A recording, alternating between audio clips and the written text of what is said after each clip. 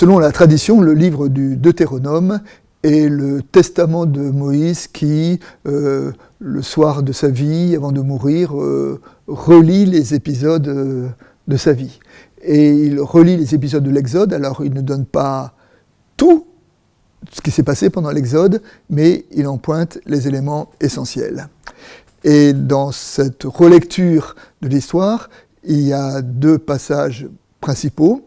Au chapitre 5, les 10 paroles, la relecture des 10 paroles par Moïse, et au chapitre 6, la confession de foi d'Israël, parfois appelée « Écoute Israël », qui est proposée à notre méditation pour ce dimanche. Cette confession de foi est devenue la prière la plus importante dans le judaïsme, puisqu'il est dit dans notre texte « Ces paroles, tu les diras à ton lever et à ton coucher », et aujourd'hui encore, et le matin en se levant et le soir en se couchant, le juif pieux redit cette confession de foi, et c'est même la dernière parole que le mourant doit dire avant de rendre son esprit.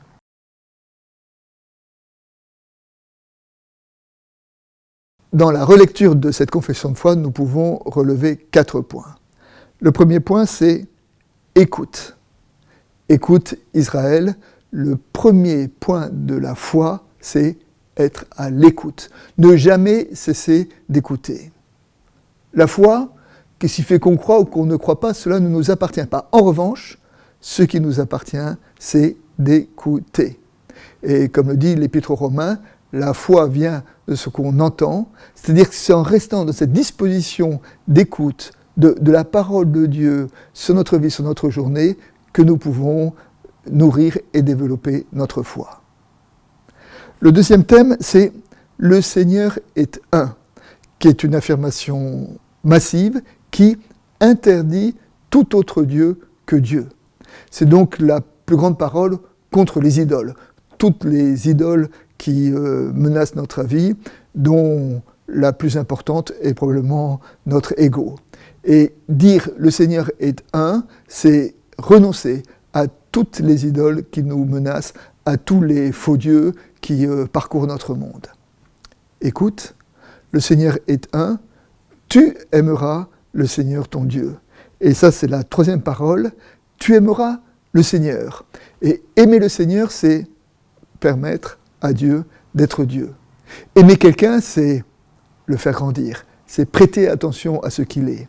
Et alors, aimer le Seigneur, comment? Il y a toujours une part d'anthropomorphisme dans cette expression, mais c'est quelle place laissons-nous à Dieu dans notre histoire et comment nous faisons en sorte que Dieu occupe de plus en plus de place dans notre histoire. Et puis enfin, dernière affirmation, ces paroles que je te dis seront sur ton cœur. Alors dans l'anthropologie biblique, en français le cœur c'est le lieu de l'émotion. Dans l'anthropologie biblique, le cœur c'est le lieu de la décision, de la mémoire, de la volonté. Donc dire ces paroles seront sur ton cœur, c'est de dire que nous devons convertir nos décisions, notre mémoire, notre volonté, notre intelligence à cette présence et amour de Dieu.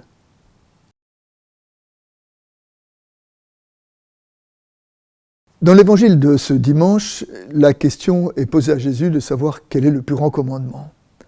Il répond dans un premier temps le verset que nous avons lu aujourd'hui, « Tu aimeras le Seigneur ton Dieu de tout ton cœur, de toute ton âme et de toute ta pensée », auquel il ajoute un deuxième commandement qui est pris dans un autre passage du Lévitique, « Tu aimeras ton prochain comme toi-même ». En associant ces deux commandements, Jésus donne la clé d'interprétation de cette parole, et cette clé, c'est l'amour. Et c'est l'amour qui devient le prisme à partir duquel nous devons entendre notre confession de foi de Dieu et notre connaissance de Dieu. Et dans ce rapprochement, de certaine manière, Jésus associe l'amour de Dieu et l'amour du prochain. Et comme le dit un aphorisme, si tu veux savoir comment j'aime Dieu, tu peux le demander à mon prochain.